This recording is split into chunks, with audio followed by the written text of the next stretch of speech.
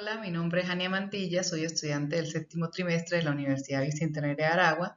Este es un video netamente educativo para exponer acerca de la salud mental, criterios de normalidad y anormalidad y el uso de los manuales diagnósticos de MS5 y CIE-10 para la materia Psicopatología 1 que la da la psicólogo Carmen Aidea Ontiveros Camargo. Entonces empezaremos con una pequeña introducción de, qué es lo que se considera natural en el ser humano. Pues siempre se considera que existen diversas o ciertas conductas como de carácter psicopatológico o términos de locura, posesión demoníaca, insania, como lo dije en el video anterior de la historia de la psicopatología, que bueno, eran categorizados en diferentes o estigmatizados con diferentes nombres las personas que sufren de diferentes enfermedades mentales, pero que a lo largo del tiempo pues nos hemos ido culturizando y esto ha ido cambiando, ¿verdad? Entonces, dentro de la psicopatología hay diferentes enfoques y diferentes criterios para definir la normalidad. Inclusive la normalidad se define desde la normalidad, porque lo que es diferente pues es lo anormal. Entonces para definir lo normal siempre nos basamos en el criterio de lo anormal. Entonces para esto también tenemos los manuales, que son los que voy a explicar más adelante, el DSM y el CIE, que son clasificaciones categoriales con un enfoque descriptivo de los síndromes clínicos. Entonces, ¿qué es la salud mental según la Organización Mundial de la Salud? Bueno, es un estado de bienestar en el cual el individuo es consciente de sus propias capacidades, puede afrontar las tensiones normales de la vida, puede trabajar en forma productiva y fructífera y es capaz de hacer una contribución a la comunidad. Entonces ella enfatiza que la salud mental es más que la ausencia de trastornos y discapacidades mentales. Pues ella consiste en no solo evitar afecciones negativas, sino también de cuidar el bienestar y la felicidad continuamente. O sea, de tener presente siempre que la salud mental también se construye día a día con los autocuidados. Esto es lo que propone la Organización Mundial de la Salud. Y por supuesto que pues seamos empáticos con las demás personas, y esto también constituye parte de tener una buena salud mental. La normalidad para mí, ¿qué es la normalidad? Bueno, es algo que se estima, que es innato, que fluye o que ocurre espontáneamente, y por esa razón simplemente es aceptado en lo común, que no afecta ni molesta ni a la propia persona ni a las personas que tiene alrededor. Por lo tanto no preocupa ni inquieta, ¿verdad? Es algo totalmente como pasivo, no tan pasivo como para ser normal, pero sí pasivo dentro de lo normal, que no tiene ninguna patología y bueno, que está bien en muchos planos, o a muchos niveles de su vida. Entonces, la psicología clínica pues se ha ocupado de la conducta normal siempre, es la que observa, diagnostica, trata y estudia lo que es inapropiado o las emociones que son disruptivas, ¿verdad? Lo inusual o lo enfermo tanto a nivel individual como a nivel grupal o poblacional. Pero esto demuestra que a veces se ha como descuidado al hombre normal y a la actividad normal, lo que la gente es o siente en condiciones normales, y es lo que representa un gran vacío para entender un individuo normal en su totalidad. Por la misma comparación que decía hace rato de que se compara o se hace un criterio de normalidad a partir de lo anormal. Entonces lo que es normal queda como de lado y es difícil entender a un individuo normal en muchos aspectos. Entonces, definición según los autores. Bueno, tenemos a Sigmund Freud, que dice que un sujeto sano es aquel que tiene la capacidad de amar y trabajar. Para este autor, la normalidad es una concepción que es imposible o de alcanzar o es una ficción que es ideal. ¿Por qué? Porque dice que todos los humanos tenemos algo anormal o patológico en algún sentido. Para Bauman, él dice que la normalidad equivaldría entonces a un estado deseable de comportamiento, según unas normas preestablecidas por una sociedad, o no desviarse de los lineamientos planteados e impuestos a los integrantes que la conforman. Y según Esqueda, él tiene una visión más psicosocial que va más allá de la organización funcional, ¿verdad? Él siempre se pregunta como los criterios de normalidad, pero a niveles sociales. Entonces, el mismo autor describe que hay 4 aspectos para entender la normalidad, que se tiene la frecuencia, que es la parte estadística, ¿verdad? Es el promedio o lo regular o lo que siente que hace, como decir, una data de grupo de personas. La conducta desviada, que es la que no se encuentra en la conducta que se observa propia en la persona, sino que cualquier situación que haga o incomode o produzca desagrado. Por ahí vemos en la imagen un hombre esposado porque, bueno, seguramente hizo una de estas conductas. Entonces, esas son las conductas que son desviadas, ¿verdad?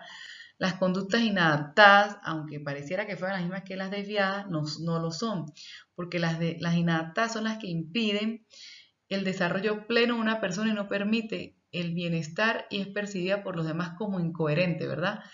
Y no solo incomoda afectando al individuo propio, sino también a las personas de su grupo o entorno. Entonces digamos que la inadaptada es la que el individuo no puede controlar y la desviada es la que puede controlar, que sabe que no está bien, pero que igual la realiza por diferentes motivos. Y por último, la desorganización psicológica, que es únicamente la que siente el individuo, ¿verdad? Es cuando él se siente desorganizado o cuando alguna situación tiene el potencial para desorganizarlo. Aquí digamos que, por supuesto, entran las conductas psicopatológicas que iré explicando más adelante o en una siguiente exposición. Entonces, de lo anterior, el autor nos deja que la normalidad va más allá de la organización funcional del sistema, pues siempre tiene que haber unos propósitos y define la normalidad como eficiencia que se refiere a una integración funcional entre recursos y propósitos. Esta noción de eficiencia asociada a la normalidad cambia el enfoque que se tenía. Ya no es normal la persona del promedio ni anormal el que presente conducta desviada o desadaptada. Así es como pasa de una visión clínica a una visión psicosocial, porque este autor lo ve más en la parte psicosocial, no en la parte clínica, ¿verdad? Y pues él todas esas conductas anormales o normales las asocia al entorno. Después, por último, tenemos a Schaffer, que él dice que lo normal hace énfasis en las normas como imprescindibles en el trato con el mundo, así como para la inclusión en una comunidad y para que persista la sociedad. O sea que para que la sociedad esté como en armonía, la mayoría de personas tienen que ser normales o tienen que ajustarse a unas normas de convivencia, a unas reglas donde todo se ajuste y como que haya una continuidad y una línea como de conductas que sean aceptables por la misma, ¿verdad? Y pues en la parte clínica, pues sería como equipara como a la persona anormal ya dentro del cuadro clínico, más no dentro del cuadro social. Entonces, criterios generales y específicos de la normalidad y la normalidad. Entonces, los elementos de normalidad. ¿Qué es lo primero que una persona normal tiene? Tiene actitudes positivas hacia sí mismo, o sea, tiene autoaceptación. Tiene crecimiento y desarrollo, o sea, indiferentemente de la etapa de su vida donde él se encuentre, pues él avanza y se desarrolla plenamente. Por lo tanto, genera la siguiente, que es autonomía, ¿verdad? A medida que se va creciendo, pues se va teniendo como una autonomía mayor, o en la edad que se esté, se tiene una autonomía de las capacidades que le corresponden según la edad biológica en la que tenga el individuo. Tiene una percepción adecuada de la realidad, o sea, no fantasea, no vive un mundo de mentiras, vive como centrado en su propia realidad. Tiene competencia ambiental, con esta se refiere a no ambiental no material, sino ambiental como las personas que lo rodean y tener buenas relaciones. O como dice la siguiente, relaciones interpersonales positivas. ¿Por qué? Porque lo mismo, la competencia ambiental con las relaciones pues se conectan y van de la mano. Tenemos los elementos de anormalidad, que tenemos el sufrimiento, una persona que siempre sufrida, se queja, todo el tiempo anda, sí, llorando, o decepcionado, o triste, o con algún problema. Bueno, una persona normal tiene desadaptación, o sea, social ante cualquier cosa que se le presente. es irracional, o sea, no todo lo que hace no lo hace como en su centro, sino asumo que lo primero que se les ocurre es lo que hacen. Tienen pérdida de control, o sea, muchas veces puede ser una pérdida de control de carácter o de genio o de violencia, y otras veces puede ser al contrario, una pérdida de control de meterse en su propio mundo. Son excéntricos totalmente porque, bueno, muchas veces quieren llamar la atención y por lo mismo, pues tienen violación de las normas morales, o sea, no saben qué es vivir en comunidad y no saben cómo es este comportamiento que se debe tener para ser una persona que pueda encajar. La normalidad en los trastornos mentales pues evalúa síntomas y signos. Los síntomas es lo que relata el enfermo, ¿verdad? Y los signos es los que descubre el profesional de la salud con sus exploraciones, como en la entrevista, la anamnesis, el comportamiento que tenga la persona, cómo se exprese, inclusive hasta los gestos pueden dar signos de algún trastorno a algún experto o algún profesional de la salud. Y según la repercusión emocional tenemos los egodistónicos, que son los vividos por el paciente como desagradables, ¿verdad? Como cuando los pacientes tienen ansiedad.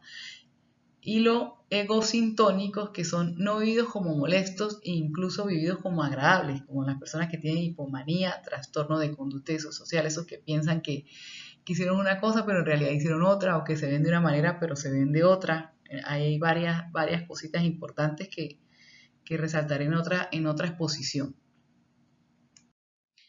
Bueno, daré unos tips para la buena salud mental porque como lo dijo la Organización Mundial de la Salud, no es solo cuidar lo normal, sino hacerlo consistente y permanente en el tiempo. Para esto tenemos que tener autocuidados, por lo tanto debemos ejercitarnos, debemos comer sano, debemos disfrutar de los paseos en familia y amigos, o sea, o disfrutar de los momentos que se tengan, buscar ayuda profesional si se amerita, hablar de tus sentimientos con alguien de confianza. Esto es muy importante porque a veces las personas se sienten mal y por miedo de ir a expresar lo que sienten, pues se van consumiendo todo y ahí es de repente donde empiezan a llegar los trastornos o los pequeños inconvenientes de salud mental.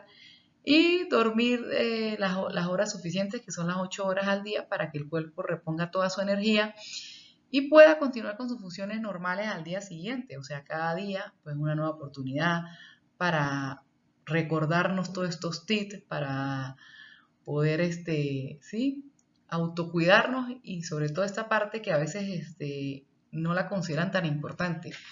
Pero para mí es una de las principales con las cuales tú puedes estar bien en todos los demás sentidos de tu vida. Una persona es diferente en cualquier aspecto, se podría catalogar como anormal a nivel de psicología. Bueno, primero voy a empezar a definir qué es ser diferente, ¿verdad? Porque, bueno, ser diferente es apostar por hacer las cosas de otra manera y no quedarse como en el intento, es demostrar que se puede innovar, que es posible, que es necesario, que es creer en no hacer las cosas de una sola manera, sino que existen miles de formas de hacerla y bueno, por eso mismo trae innovación a ser diferente.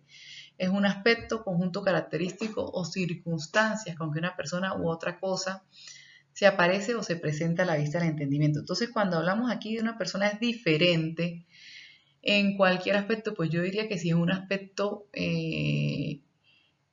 que quiera sumar, que quiera hacer más, que quiera inventar, que quiera procrear, que quiera, no sé, salirse como de la línea, pero para algo positivo, no creo que se considere como anormal a nivel de psicología. O sea, tendría que ser una persona que se autodestruya, que sea diferente para, para hacer daño, o sea, o inconscientemente, por supuesto.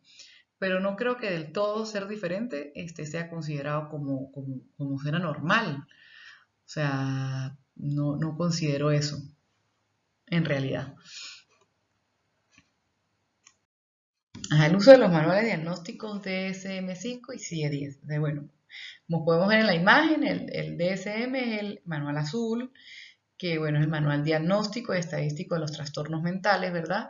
Fue publicado por la APA y bueno, y el CIE es la clasificación estadística internacional de enfermedades y problemas relacionados con la salud, que lo dice o es un manual de la Organización Mundial de la Salud, ¿verdad? Los dos como tal son pues sistemas clasificatorios ampliamente establecidos, ¿verdad? Y utilizados en el ámbito internacional para diagnóstico de los trastornos mentales de la edad adulta y también de la niñez y de la adolescencia. Algunos le llaman la Biblia de la psiquiatría al DMS y al CIE pues la Biblia de todas las enfermedades, porque él no solamente trata las enfermedades mentales, sino todo tipo de enfermedad y la tiene codificada. Bueno, eso lo explicaré cuando hable de este manual en específico. Bueno, cuando hablamos del DMS-5, estamos hablando de la quinta edición del Manual de Diagnóstico y Estadístico de los Trastornos Mentales. Es uno de los manuales y sistemas clasificatorios de los trastornos y alteraciones psíquicas más conocidos y relevantes, ¿verdad? Esta edición fue publicada en el 2013 por la APA, que es la American Psychiatry Association, mediante el consenso de expertos y la realización de múltiples investigaciones, ¿verdad? Por supuesto, él se ha ido renovando y pues digamos que se les ha cambiado de repente los nombres a algunas enfermedades o algunas patologías.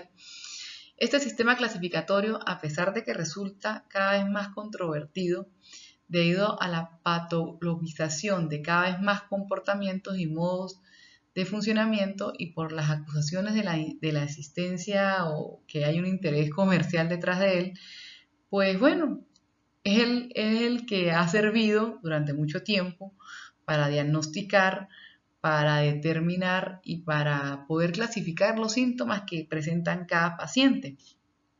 Y por lo tanto, como él presenta como un código, es algo a nivel mundial, donde si tú tienes una patología y estás viviendo en Venezuela y de repente te tienes que mudar de país, tú con tu informe, ¿verdad? De ese código que te da tu médico, puedes presentarlo en cualquier país y es como algo universal. Entonces, esto es lo interesante de estos manuales.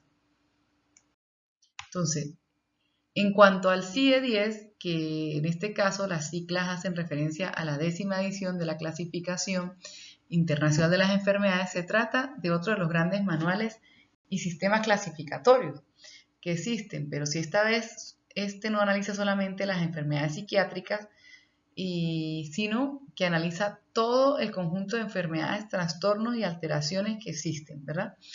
En ella los trastornos mentales únicamente ocupan un capítulo o el quinto, que es el F. Esta fue publicada en 1992 por la Organización Mundial de la Salud, aunque en 2018 se publicó como una reciente edición, que es la CIE-11. Lo cierto es que el día de hoy todavía se sigue utilizando el CIE-10 porque sigue siendo como la versión que más se encuentra y la que más está como completa y extendida de la CIE-9. ¿Cuál es la importancia de la clasificación de las enfermedades? Bueno, primero permite la conversión de los términos diagnósticos y otros problemas de salud de palabras a códigos alfanuméricos, ¿verdad? Que facilitan el almacenamiento y la posterior recuperación para análisis de la información, lo que estaba diciendo anteriormente. O sea, todos los manuales tienen un código alfanumérico, por ejemplo, AF008, que significa enfermedad, no sé, psicosis, tal. Entonces, esta clasificación es a nivel mundial, o sea que cualquier persona que sea profesional de la salud, pues puede saberlo solamente con tú llevar como decir, tu informe. Y también es muy interesante que a nivel forense, pues también sirve mucho, ¿verdad? Sirve también como herramienta internacional estándar de información sobre la salud para posibilitar la evaluación y el seguimiento de la mortalidad y la morbilidad, la carga global de las enfermedades y otros parámetros importantes. O sea, aparte de todo esto, sirve para llevar la estadística de la mortalidad y cuáles son las epidemiologías que más muertes han causado. Entonces, bueno, imagínate solamente con el tener o con esa clasificación que hicieron, cómo puede facilitar el trabajo y cómo podemos estar enterados a nivel mundial de estos datos o, o qué también a nivel de salud se puede mejorar en tal caso de que en algún país pues de repente exista mucha muerte por algún caso en específico.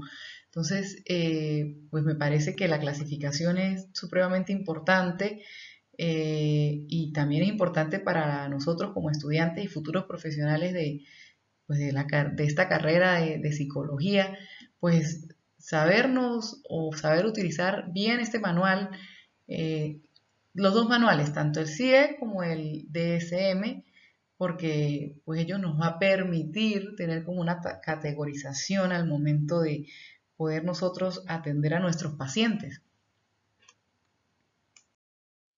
Entonces, los sistemas diagnósticos representan unos modelos de la realidad en forma de enunciados, ¿verdad? O sea, con la condición clínica del paciente, o sea, inclusive son fáciles de entender, traen como la sintomatología de todos y con una razón que se refiere al porqué de las causas, ¿verdad? Entonces son muy precisos y específicos y son bastante comprensivos y cabales. Y finalmente, pues están codificados para facilitar el registro, procesamiento y recuperación de la información contenida, tanto para el uso clínico como para fines administrativos y sobre todo, muy importante, la investigación científica. ¿Verdad? Los propósitos del diagnóstico psiquiátrico son de facilitar la comunicación entre profesionales pertinentes tanto como clínicos, investigadores y especialistas de la salud pública. Orientar al planteamiento terapéutico, optimizar el pronóstico sobre la evaluación del paciente y sus condiciones mórbidas, potenciar la investigación sobre los factores etiológicos, modalidades de tratamiento, organización de servicios y políticas de salud pública. Bueno, aquí más que todo, cuando dice orientar el planeamiento terapéutico y optimizar el pronóstico, bueno, es porque cada manual trae como las etiologías que son como las causas de cada enfermedad, el por qué se originaron. Trae las características o una serie de características enumeradas en donde dice criterio A, criterio B, criterio C y dentro de estos criterios de repente también unos subcriterios que uno puede ir como comparando con la historia del paciente. Entonces es allí donde te vas como adentrando en el mundo de la utilización de los manuales y de la importancia que tienen, ¿verdad? Entonces, la eficacia de un determinado sistema diagnóstico se basa en la consecución de los objetivos mencionados, ¿verdad? Entonces, completamente su solidez requiere la demostración de su confiabilidad, la cual usualmente se estima a través del grado de acuerdo interevaluador obtenido entre diagnosticadores que aplican tal sistema al mismo grupo de pacientes. Claro, aquí también ocurre algo bien interesante, que es que primero el profesional pues tiene que haber, por supuesto, estudiado todas las patologías, haber comprendido bien como la clasificación que está dentro del manual, haber entendido bien las causas, la etiología, los factores y todo lo que conlleva este mundo de trastornos que existen allí. ¿Para qué? Para que la clasificación sea bien hecha, para que el paciente sea bien diagnosticado. Ajá. El interés de fortalecer la confiabilidad y validez de los sistemas diagnósticos ha llevado en años a recientes metodologías significativas en dos áreas importantes. Primero, la descripción psicopatológica precisa, que era lo que estaba hablando anteriormente, que tiene que el profesional haber como cumplido y ejercido y leído y haberse informado muy bien del manual para que el diagnóstico esté bien.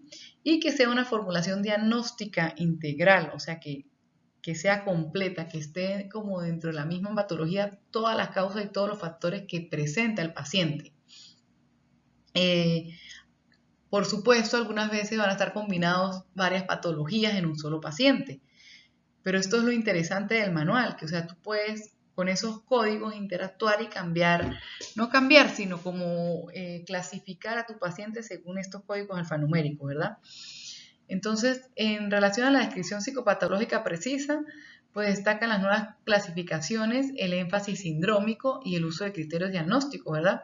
Específicos que han facilitado el diseño y el empleo de entrevistas estandarizadas. Y en cuanto a la formulación diagnóstica integral, pues tenemos el uso de esquemas multiaxiales, que es una evaluación en varios ejes que cada uno concierne a un área diferente, que esto lo veremos en el DSM. Ajá, ¿cuáles son los profesionales que pueden utilizar este manual? Pues los profesionales de la salud, netamente, eh, como proporcionan un lenguaje común entre estos distintos profesionales, pues establecen claramente los criterios que ellos necesitan, ¿verdad? Para evaluar pacientes. Entonces tenemos a los psiquiatras, psicólogos clínicos, investigadores de la ciencia de la salud, que se dedican a la psicopatología. Por su parte, pues el CIE-10 lo puede usar cualquier médico, cualquier doctor, inclusive investigador que trabaje en el área de la salud. Ahora empezaremos a hablar del DSM-5. Entonces el autor, pues el APA, que es American Psychiatric Association, ¿verdad? Es un manual diagnóstico estadístico de trastornos mentales y contiene descripciones, síntomas y otros criterios para diagnosticar los trastornos mentales. O sea, en este manual solo vamos a ver trastornos mentales. Ajá, el DSM-5, aquí como vemos en la imagen, pues tiene 5 ediciones, ¿verdad? Él se remonta al año 1869, cuando la APA, cuando la Asociación Americana Médico-Psicológica, que luego pasaría a ser la APA actualmente, crea un manual que responde con la necesidad de contar un sistema de clasificación de los trastornos mentales consensuado y aceptado ampliamente, que otorgue consistencia y legitimidad científica a la psiquiatría oficial, ¿verdad? Entonces, esto pues creó como una diversidad de posiciones y desacuerdos, por supuesto, porque al generalizar como los diagnósticos en un solo o en una sola patología, pues por supuesto que esto creó como controversia. Sin embargo, pues el manual ha sido utilizado durante todo este tiempo, se ha ido actualizando con las nuevas patologías existentes y que seguirán apareciendo día a día de acuerdo a, bueno, a muchos factores sociales que son los que hacen que existan nuevas patologías, o por lo menos las que vemos hoy en día. Y bueno, ya vamos en la quinta edición. Aquí vamos a ver un poco las versiones, ¿verdad? Tenemos la de 1952, que es el DSM-1, que fue la primera edición del manual, que bueno, esto sucedió en pleno contexto de pacificación social en Occidente, inicio de la carrera de la sociedad de progreso y el sistema moderno y tecnológico de la denominación que hoy poseemos, ¿verdad? Dice, con su nacimiento, pues se formaliza la invención de denominar, normalizar y dar como síntomas a la salud mental, ¿verdad? Se formaliza la utilización del diagnóstico como herramienta de etiquetaje del sufrimiento de las personas y como frontera moral del comportamiento humano. Esto se traduce en la práctica por medio de la llamada psiquiatrización de la vida cotidiana, asegurando que las diferencias y las desviaciones no amenacen, ¿verdad?, la estabilidad social. Entonces, esta historia no nace con el manual, pero sí se aumenta en calidad y efectividad, porque la gente pasa algo con esto, ¿verdad? Las personas se sentían muy amenazadas con respecto a ese tema de categorizar, de enumerar, pues de sentirse etiquetados. No es que hoy en día no suceda esto, pero bueno, digamos que ya tenemos como más conciencia o más medios digitales y de noticias que nos vamos enterando de todas las cosas que suceden y digamos que ya nos hemos como familiarizado o en algunas culturas más que otras con respecto a estas enfermedades de salud mental.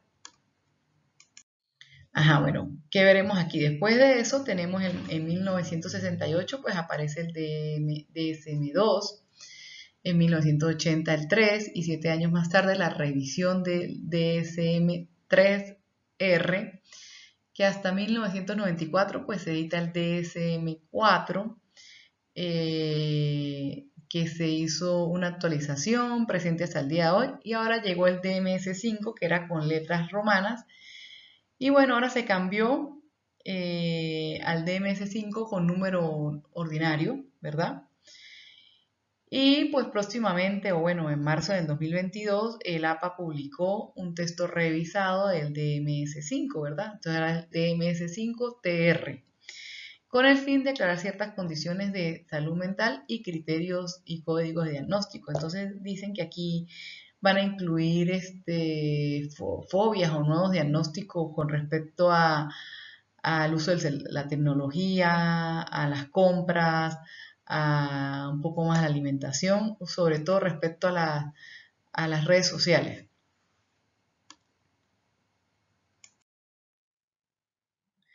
Bueno, ¿qué partes constituyen el DMS5? Entonces, está organizado en 3 sesiones, como vemos aquí en la imagen, este es el índice del DSM. Entonces vemos que tiene la parte 1, que dice prefacio y clasificación del DSM5, ¿verdad? Entonces esta parte inicial pues está dirigida a proporcionar pautas para el uso clínico y forense del manual.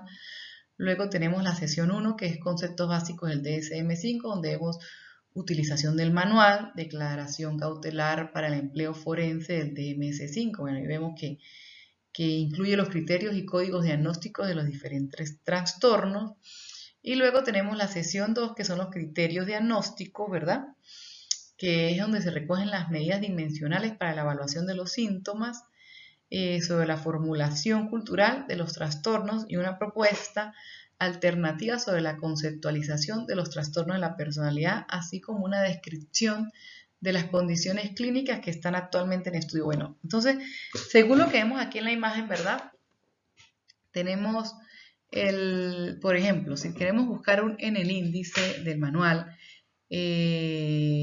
trastornos de alimentación, un ejemplo. Entonces, vamos a la sesión 1 y ahí nos va a aparecer, perdón, en la sección donde dice criterios diagnósticos, ahí nos va a aparecer como el índice de toda la enfermedad, nos va a aparecer leves, grave, con diferentes criterios según el trastorno que sea.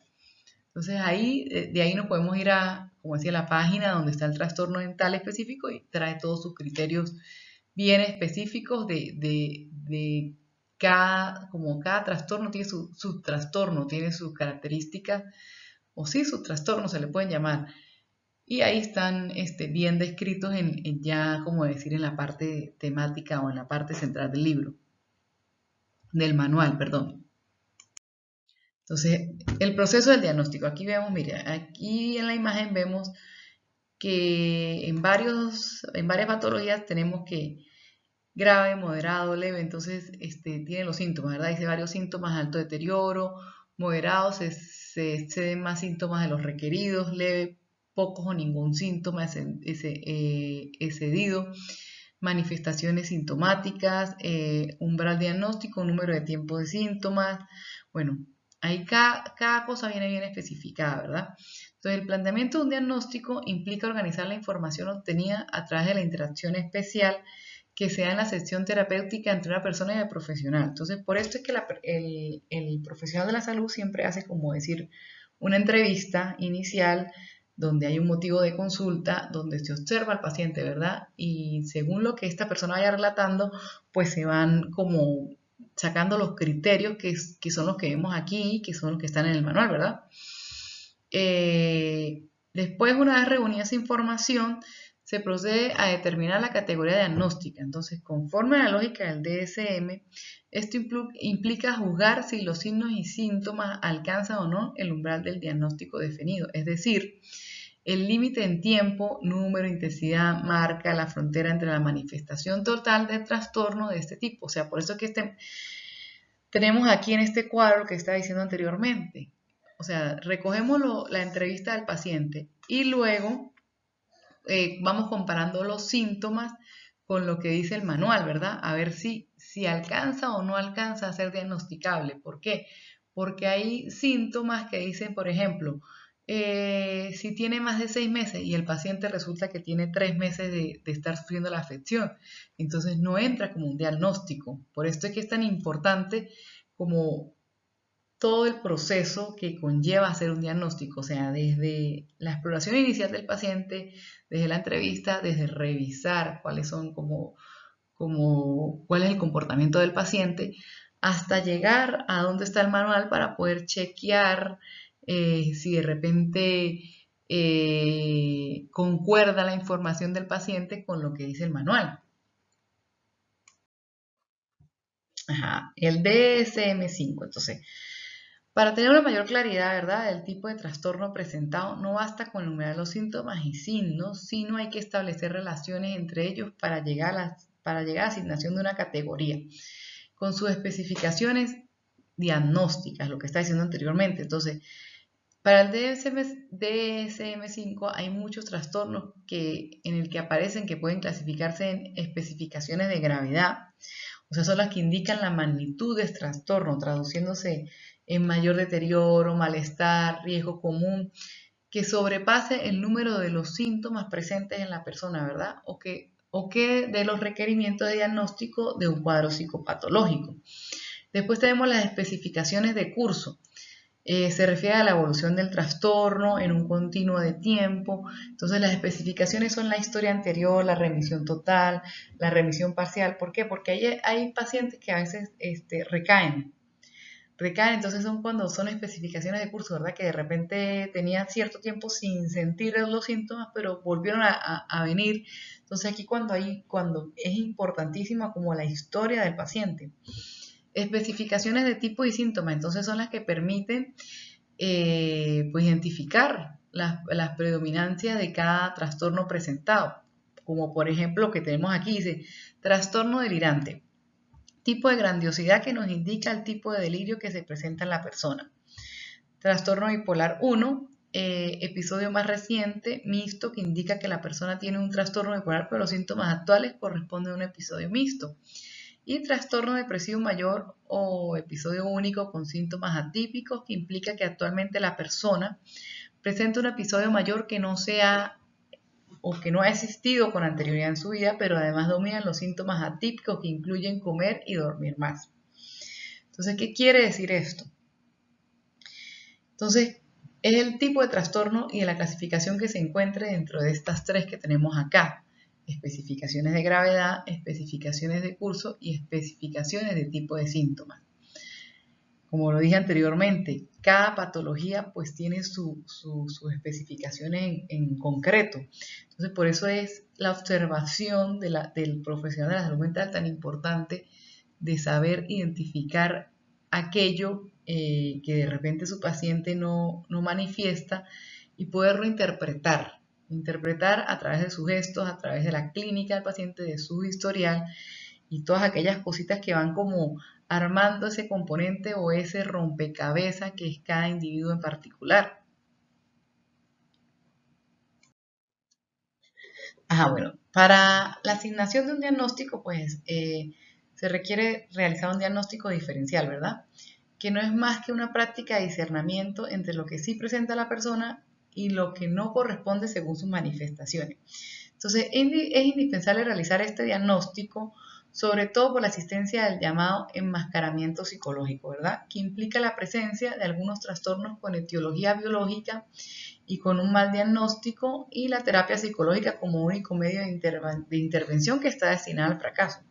¿Qué es un diagnóstico diferencial? Entonces, un diagnóstico diferencial es, por ejemplo, si un paciente tiene un trastorno de alimentación, pero el paciente se le puede comparar con un trastorno de fobia a la comida.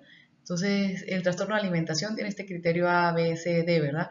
La fobia tiene el criterio A, B, C específico para la alimentación.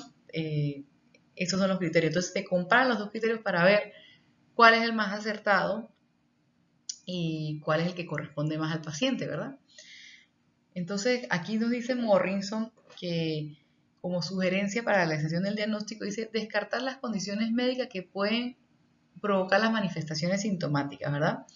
Explicar la mayor parte de los síntomas en el menor número de trastornos clínicos. En los casos de comorbilidad hay que considerar el tiempo de manifestación de los síntomas y trastornos de tal forma que se busque establecer una relación de causa-efecto para establecer las prioridades de intervención. Después dice considerar los antecedentes familiares, esto es supremamente importante. Y si no hay certeza, recurrir al diagnóstico más seguro. Esto es aquellos trastornos que se presentan con mayor frecuencia en la población, así como lo que responde más favorable al tratamiento y con mejor pronóstico. Entonces, el mismo autor nos dice que se puede hacer este árbol que vemos en la imagen, donde se van haciendo todas esas comparaciones, ¿verdad? tales síntomas, sí, no. Y se coloca el nombre de la patología. Después abajo en el otro, síntomas de esta patología, la otra, sí o no. Y se va colocando el siguiente cuadro patológico pues, que va presentando el paciente. Ajá, componentes del DSM-5. Entonces, tenemos la clasificación diagnóstica, entonces, lista de trastornos mentales, el diagnóstico de DMS, que consiste en la selección de los trastornos clasificados que mejor refieren signos y síntomas de la persona en la evaluación, y cada diagnóstico tiene un código que se utiliza para el registro estadístico y se deriva de la clasificación internacional de las enfermedades del CIE-10. Y los criterios diagnósticos, pues cada trastorno acompaña un criterio indicando los síntomas que estos deben tener presentes y cuánto tiempo debe tenerlo para que se cumpla, como decir, el diagnóstico sea correcto, aumentar la confiabilidad del diagnóstico y son como una guía que no sustituyen la evaluación clínica. Esto es muy importante, o sea, no es que yo no soy profesional de la salud y me siento mal y voy y compro el DSM-5 y me autodiagnostico de que tengo algo. No, siempre tiene que ser, o no puede sustituir la evaluación clínica, tiene que ser bajo la pertinencia de un profesional de la salud mental en este caso. Aquí el sistema multiaxial, que bueno, hace rato lo mencioné, es cuando una vez que están como ubicadas las categorías diagnósticas, que explica mejor los síntomas y signos presentes en la persona, se pasa a utilizar el sistema multiaxial, que sirve para identificar y ordenar diferentes áreas de las problemáticas de las personas. Entonces, el uso de este sistema es seguido por la formulación de casos, que consiste en el planteamiento de una hipótesis que articula diferentes eventos, pasados, presentes, en términos de factores predisponentes, precipitantes y consolidante de la vida de la persona para comprender tentativamente el problema que la aqueja y realizar una mirada prospectiva con y sin intervención, ¿verdad? Entonces vamos a explicar qué es el sistema multiaxial o qué es lo que compone el sistema multiaxial, ¿verdad? Entonces, como dice multiaxial, él lo compone 5 ejes. El eje 1 son los síndromes clínicos, que es la ansiedad, estado de ánimo, sustancias, sueños sexuales, impulsos psicóticos. El eje 2, trastorno de la personalidad. El eje 3, condición médica, sangre, nervio circulatorio, digestivo, piel. El eje 4, situación psicosocial, como el grupo primario, el ambiente laboral, vivencias, situación económica, legal. Y el eje 5, la actividad global, ¿verdad? Que es el nivel general de actividad psicológica, social y laboral. Ya voy a explicar cada eje en sí. Entonces el eje 1, que son los trastornos clínicos, bueno, aquí los vemos en el cuadro, entonces dice, vemos su clasificación y vemos inclusive su código, dice trastornos mentales orgánicos incluyendo los somáticos, bueno, ahí lo vemos. F1, trastornos mentales del comportamiento debido al consumo de sustancias psicotrópicas, G2, esquizofrenia, trastorno esquizotípico y trastornos de ideas delirantes, F3, trastornos de humor, que son los trastornos afectivos, F4, neuróticos y así sucesivamente hasta llegar al F9, ¿verdad? ¿Cuáles son los trastornos clínicos? Pues se refieren a cualquier tipo de problema que pueda requerir atención de un profesional de la salud, ¿verdad? Incluye desde una adicción de estrés, hipotiroidismo, cáncer, entre otros, como su mismo nombre lo dice, o sea, son clínicos, ¿verdad? Generalmente se utilizan los manuales diagnósticos y se incluye el código y la descripción de los trastornos o problema en este eje, donde se entiende que el primero se supone que es el diagnóstico principal y los subsiguientes en el caso de existir comorbilidad. Entonces se colocan en orden de atención clínica, ya sea en forma directa o indirecta, y pues esto atiende al orden principal y puede irradiar, bueno, efectos positivos a los otros trastornos o en su defecto adquirir atención particular. ¿Qué quiere decir esto del código? Por ejemplo, si la enfermedad principal es un retraso mental, entonces F7, ¿verdad? Y de ahí en adelante, todos los demás diagnósticos que tenga referidos a esa misma enfermedad o que tenga de comorbilidad con esa misma patología. Luego tenemos el trastorno de personalidad. Entonces, ahí están los trastornos de inicio de infancia en la adolescencia y los trastornos de personalidad como tal. Entonces esto involucra a todos los trastornos que tenga que ver con la personalidad. Retrasos, trastornos psíquicos, puede incluir uno o más trastornos según especifica el código de la descripción, igual que los trastornos clínicos, ¿verdad? Y hacen referencia a una pauta duradera e inadaptada de experiencia interna y comportamiento que se remonta a la adolescencia o principios de la edad adulta y que se manifiestan por dos de los siguientes ámbitos. Primero, la cognición, o sea, que no veo las cosas como son diferentes o mi cognición está desviada, o la del paciente. Pues dos, la afectividad. Esto pasa mucho cuando son niños maltratados o personas, inclusive se dice que niños que no se les dejaron expresar sus sentimientos, personas que fueron abandonadas por sus padres, que no tuvieron un cuidador primario, bueno, funcionamiento interpersonal y control de los impulsos también lo tenemos allí. Entonces, más que todo, eso tiene que ver más que todo con las causas personales y sociales que vive cada paciente o con sus angustias y deterioros, ¿verdad? Otra manera de percibir ese tipo de trastornos es cómo se relaciona o cómo se piensa de uno mismo y cómo esto se lleva, como decía, a la sociedad, ¿verdad?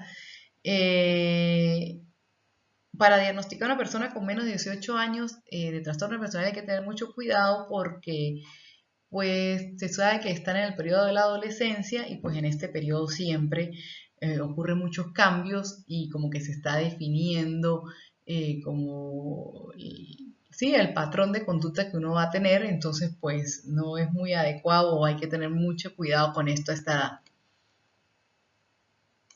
Luego tenemos las enfermedades médicas que hace referencia pues a enfermedades de diagnósticas como peso, desnutrición, asma o como cualquier otra enfermedad, ¿verdad?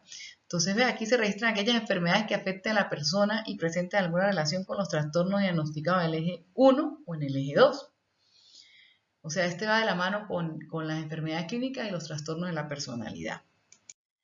Luego tenemos el eje 4, que son los problemas psicosociales y ambientales. Entonces aquí encontramos problemas relacionados con lo laboral, económico, familiar, duelo emocional. Se deben hacer constar que aquellos problemas psicosociales y ambientales que hayan estado presentes durante el año anterior o la evaluación actual, como para llevar el historial del paciente, ¿verdad? Entonces aquí el clínico podrá recoger aquellas circunstancias de tipo ambiental que tengan relevancia en el diagnóstico, tratamiento y pronóstico de los tratamientos que se van a diagnosticar.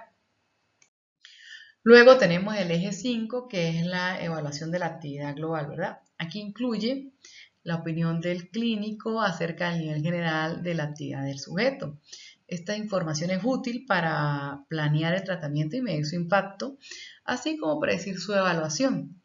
Entonces aquí se hace como un informe que hay una escala de evaluación donde pues cada número representa como los peligros o la satisfacción del paciente en sí.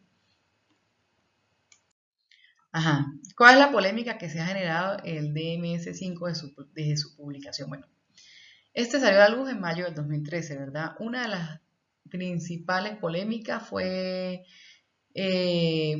pues como los cambios e inclusiones que hubieron en los sedes diagnósticos, la organización del manual Un modelo como ciclo vital, ¿verdad? Aparición de nuevas entidades y ajuste de criterio de diagnóstico de muchos trastornos, ¿verdad? También una controversia con respecto al precio, que leí por ahí que el precio era de $190 y que bueno, era muy costoso. Otra de las cosas fue la nueva definición de la adicción y el agregar las nuevas adicciones como la comida, el internet, sexo e incluso las compras. Bueno, todos estos factores por supuesto que somos es lo que estamos viviendo hoy en día y pues no escapan de la realidad, aunque a la gente pues le parezca controversial. Pues es lo que tenemos y pues por supuesto el uso excesivo de ciertas tecnologías y del internet pues siempre tienen como un nivel de neuroconciencia, por decirlo así de alguna manera, donde te lleva a ser más impulsivo, donde te lleva a comprar más, donde te lleva a más comida, de acuerdo al interés de la persona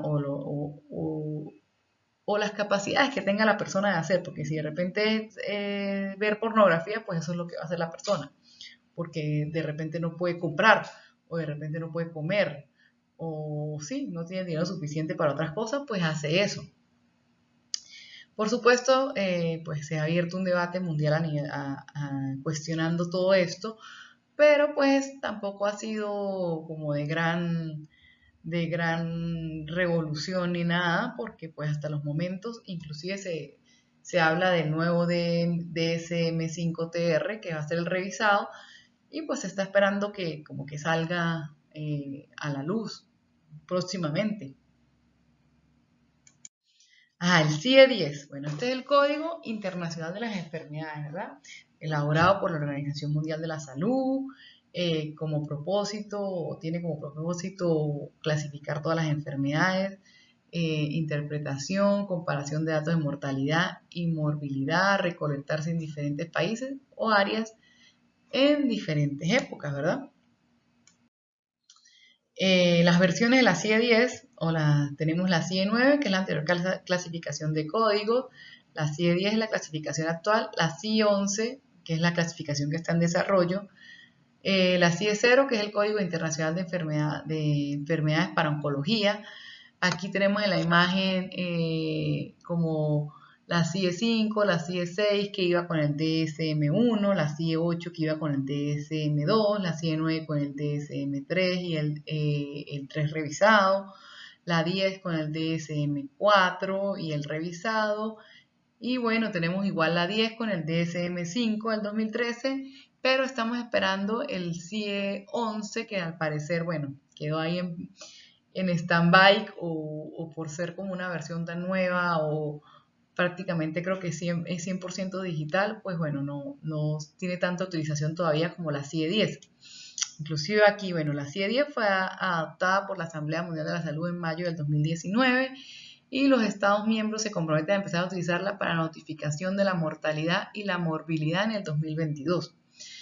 Todavía eso no ha empezado a suceder. Desde el 2019, los países que la adoptaron tempranamente, los traductores y los grupos científicos han recomendado nuevos refinamientos para producir la versión que se publica hoy en día en línea.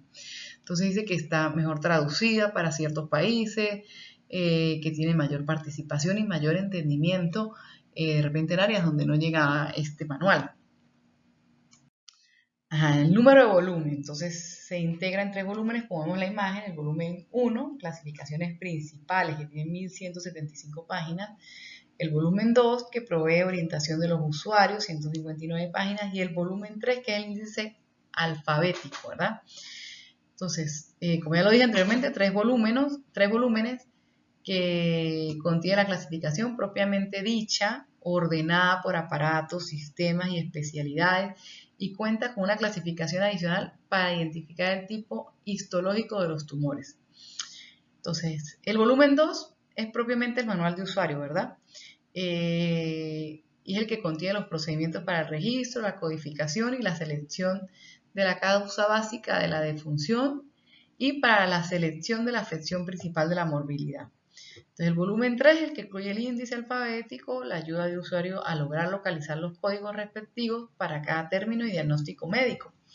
Entonces, es muy importante estos códigos al momento de la muerte o al momento de hacer las estadísticas de la mortalidad, porque bueno, lo que estaba diciendo anteriormente, usted tiene un conocimiento a nivel mundial de cuáles son las enfermedades que más han ido atacando pues al ser humano o en diferentes décadas o tiempos de espacio. Diferentes partes que lo constituyen. Entonces, es un sistema de clasificación de ejes variables, ¿verdad? Su estructura se ha desarrollado a partir de la propuesta de William Fark en la época que comenzaban las discusiones internacionales sobre la estructura de una clasificación. Entonces, su esquema fue que para todos los propósitos prácticos y epidemiológicos, los datos estadísticos relativos a las enfermedades debían agruparse de la siguiente manera. Entonces, lo tenemos en enfermedades epidémicas, enfermedades constitucionales o generales, enfermedades localizadas ordenadas por sitios, enfermedades del desarrollo y traumatismos. Bueno, aquí vemos los diferentes códigos que contiene la CIE-10, ¿verdad? Ahí vemos que viene por capítulo, ¿verdad? Capítulo 1, 2, 3, bueno, hasta el capítulo 22. Y vemos los códigos que van de la A hasta la Z, ¿verdad? Vemos los títulos, cientos de enfermedades infecciosas y parasitarias, neoplasias, bueno, de ahí para abajo el índice. Entonces aquí tenemos un poco la explicación, dice el CIE-10 contempla entre los trastornos del comportamiento y las emociones del comienzo habitual de la infancia y adolescencia los llamados trastornos hipercinéticos junto con los trastornos disociales y los trastornos disociales, ¿verdad? Y de las emociones mixtas, podemos decir que los trastornos hipercinéticos son el CIE-10, lo del TDAH en el DSM-4 versión revisada. Entonces, bueno, vemos que, o más adelante va a explicar lo de los códigos y cómo el DSM tiene como al ladito el código del CIE-10 para clasificar la enfermedad. Entonces, bueno, él es uno de los sistemas universales que permite pues la producción estadística, como lo he venido diciendo, de la mortalidad y morbilidad, que son comparables, ¿verdad?, entre unidades y regiones de un mismo país y de diferentes países. Son códigos con categorías y subcategorías, como vemos en la imagen. Tenemos, por ejemplo, un capítulo, enfermedades del sistema circulatorio desde el 100 al 199. Después tenemos el grupo, que son las enfermedades isquémicas del corazón. Después que tenemos la categoría. Después tenemos una subcategoría, ¿verdad? Entonces, ellos asignan términos diagnósticos debidamente ordenados, ¿verdad? Y cuenta con procedimientos, reglas y notas para asignar los códigos y diagnósticos anotados en los registros, para seleccionar aquellos que serán procesados para la producción de estadística de morbilidad y mortalidad, especialmente basadas en una sola causa. Entonces, bueno, el diseño de la CIE pues ha permitido la elaboración de otros sistemas de clasificación relacionados con la atención de salud, como el de las enfermedades oncológicas. Entonces, la interpretación de su codificación. Entonces, ¿cuál es la lógica del CIE-10? Como lo vemos en la imagen. Tenemos agregación y desagregación, ¿verdad? La agregación hacia el lado izquierdo y la desagregación hacia el lado derecho. Entonces, tenemos capítulo, categoría, grupo y subcategoría. Entonces, por ejemplo, capítulo 21. Enfermedades infecciosas y parasitarias. Categoría 206. Entonces, sería el 2, enfermedades infecciosas, ¿verdad? Y el 06 sería infecciosas intestinales. Luego vemos el grupo, vemos que es el grupo 20, que es como la continuación de lo anterior, y el 6 sería el cólera, ¿verdad? Perdón, el 3 sería el cólera.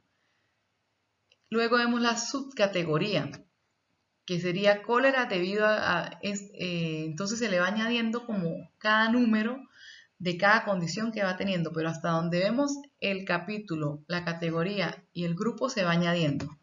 Si nos damos cuenta en la explicación o aquí en la gráfica, capítulo 21, ¿verdad?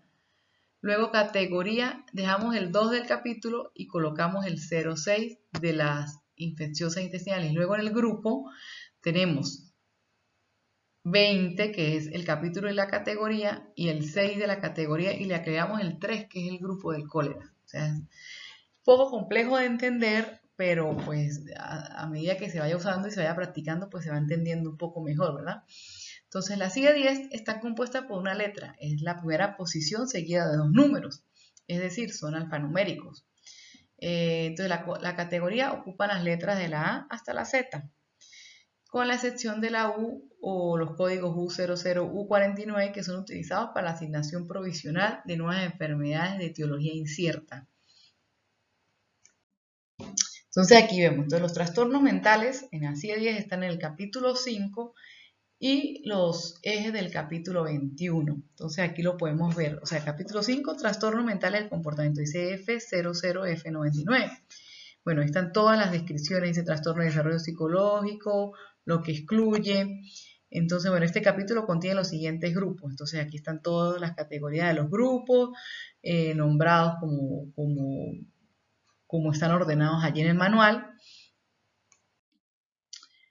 Después, bueno, ejes y su utilidad en el campo de la psicología. Bueno, los ejes tenemos eje 1, síndromes psiquiátricos clínicos, 2, trastornos específicos del desarrollo, 3, nivel intelectual, 4, condiciones médicas, 5, situaciones psicosociales, que ahí está la parte de la psicología. 6, evaluación global de la discapacidad. Y la codificación de cada trastorno se realiza con la letra F seguida de un sistema numérico, ¿verdad? Los trastornos mentales se describen en unas 100 categorías distribuidas en 10 grupos dentro del eje 5, ¿verdad? Que son las situaciones psicosociales. La letra F, donde están todas las patologías psiquiátricas, existen apartados correspondientes a la psiquiatría infantil. Entonces, por eso es que el CIE-10 con el DSM se interrelacionan en la parte de los códigos para poder entenderlo mejor, porque de repente una persona, un profesional de la salud que se encuentre ante una persona con problemas mentales, ¿verdad? Puede, con el uso del manual, dar un diagnóstico y bueno, como poder correlacionar o bidireccionar, ¿verdad? Estos síntomas con los que presente su paciente de repente en otras áreas. Principales diferencias entre ambos manuales. Primero, el autor, como ya todos sabemos, uno lo hizo la APA y el otro la Organización Mundial de la Salud, ¿verdad? El DSM pues solamente trata las enfermedades mentales y el CIE-10 es como manual de todas las enfermedades. Otra de las diferencias, bueno, es la primera, el nivel de especificidad. La segunda, tienen diferentes objetivos, ¿verdad?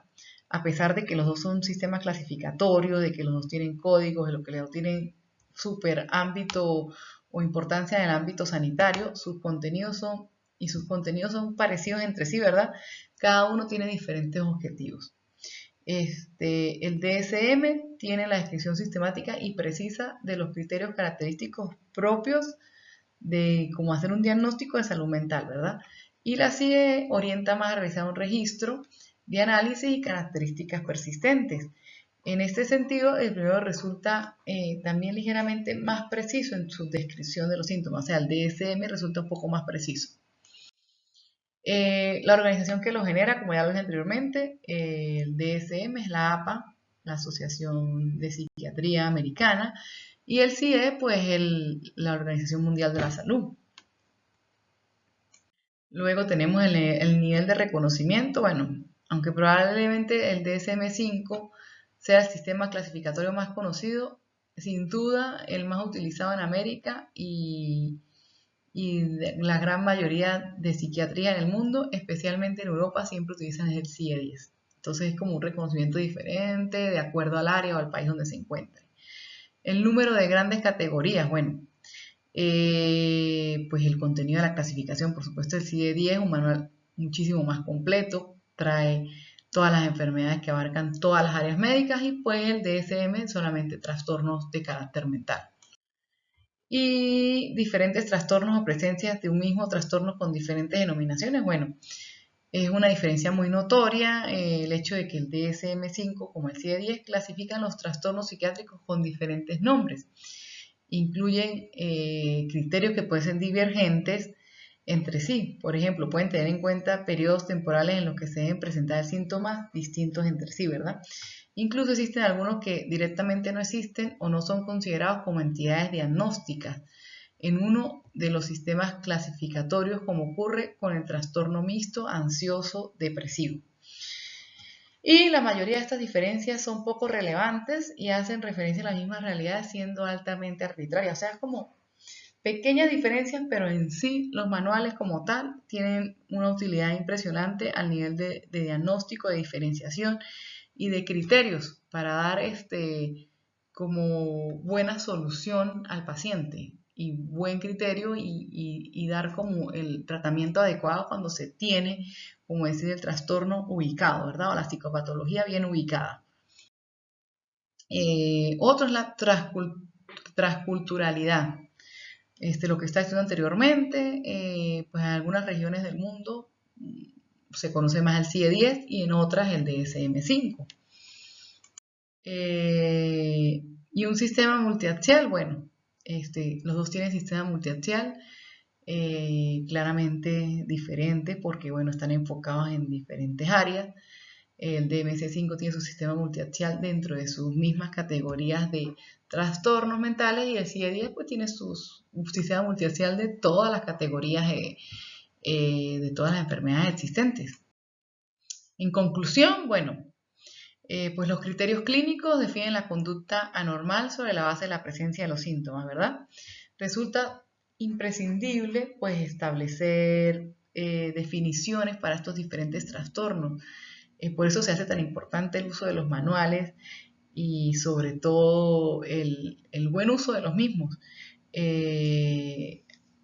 Toda esta historia de la psicopatología, ¿verdad? Todo lo que ha conllevado el transitar de las personas llamadas anormales y todos estos criterios que se han como establecido hoy en día son los que han como ayudado a que estas personas salgan adelante.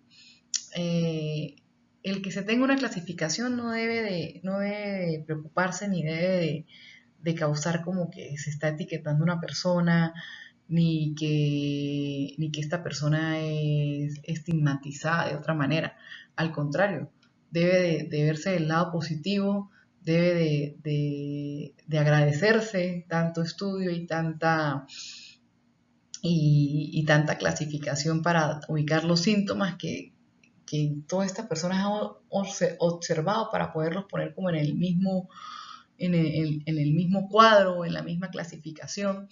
Y bueno, de verdad ha sido muy interesante el conocer todo esto. Espero que me hayan entendido el uso de los manuales, me hayan entendido los criterios de normalidad, normalidad, los autores, cómo lo definieron. Y fue muy grato para mí haber hecho esta exposición. Muchísimas gracias.